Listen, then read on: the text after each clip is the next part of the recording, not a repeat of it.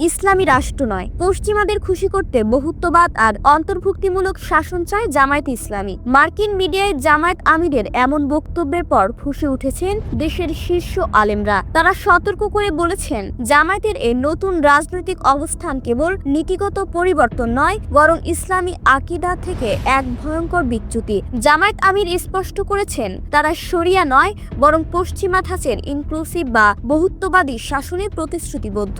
কিন্তু আলেমদের দাবি, এই বহুত্ববাদ মূলত সেকুলারিজমেরই নতুন মোড়। এর মাধ্যমে ইসলামী বিধানের কর্তৃত্বকে অস্বীকার করে পশ্চিমা এজেন্ডা বাস্তবায়নের পথ তৈরি করা হচ্ছে।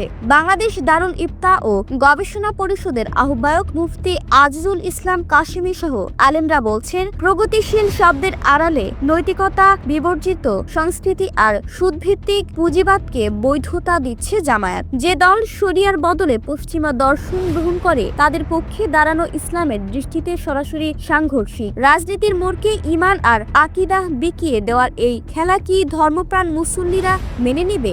জামায়াতকে নিয়ে ওঠা এই প্রশ্ন এখন আর রাজনীতি নয়, বরং ইসলামী পরিচয়ের অস্তিত্বের।